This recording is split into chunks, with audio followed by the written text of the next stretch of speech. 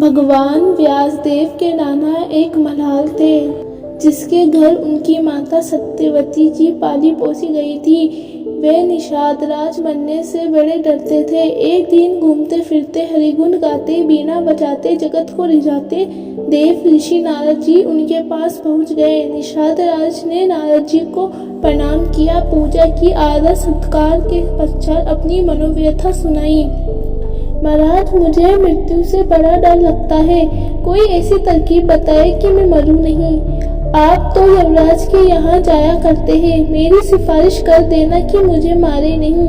मुझ अकेले को छोड़ देंगे तो उनका क्या बिगड़ जाएगा। ये सुनकर नारद जी मन ही मन हंसे।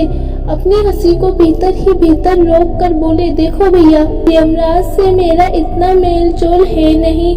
वे बड़ी रूखी तबीयत के हैं। मेरी बात माने न माने, तुम्हें एक तरकीब बताता हूँ। तुम्हारी जो लड़की के लड़के हैं व्यासदेव जी, ये जिस देवता से जो कह दे वे उसे टाल नहीं सकता।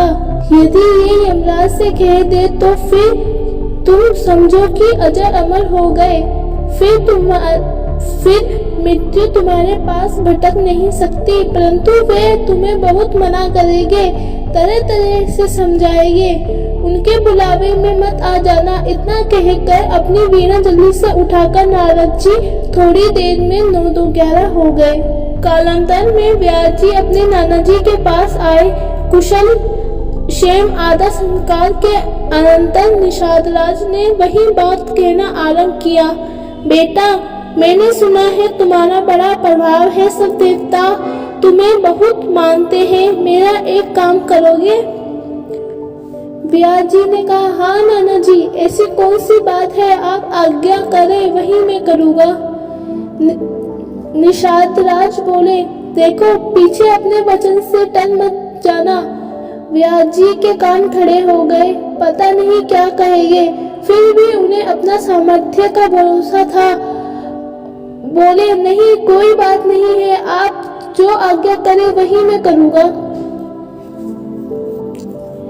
तब निषाद राज बोले, देखो भैया, मुझे मृत्यु से बड़ा डर लगता है। तुम यमराज के राज से जाकर मेरी सिफारिश कर दो कि उन्हें मारने के लिए इतना बड़ा संसार पड़ा है, मुझे छोड़ दे। व्यास जी बड़े चक्कर में पड़े। उन्होंने भांति भांति से उस बूढ़े को समझाया, अनेक प्रकार के आख्यान सुनाए और ये सिद्ध किया कि जिसने जन्म लिया है उसे मरना अवश्य पड़ेगा। इसे ब्रह्मा जी भी नहीं मिटा सकते। किंतु निषाद राज तो बड़े गुरु का चेला था, उसे तो नारद जी ने पहले ही सिखा पढ़ाकर ठीक कर दिया था। व्यास जी की एक भी युक्ति उसके गले के नीचे नहीं उतरी।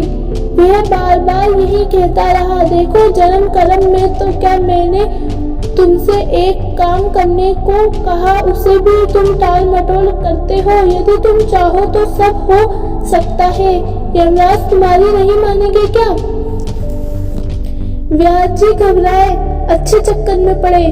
नारद जी का बोया बीज ऐसा ही होता है।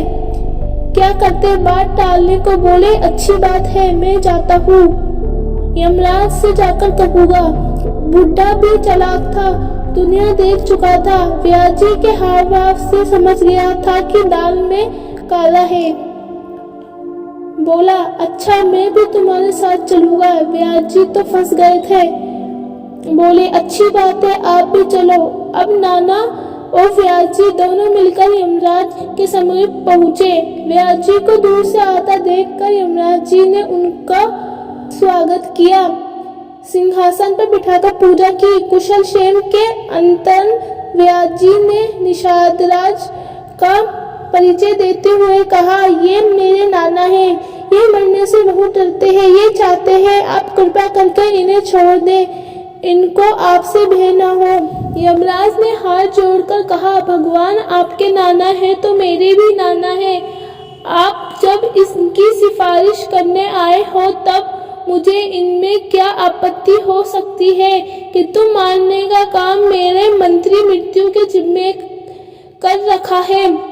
आप उनसे कह दे, वे स्वीकार कर ले तो बड़ी प्रसन्नता की बात होगी। इसके बाद क्या हुआ हम जानेंगे अगले अध्याय में।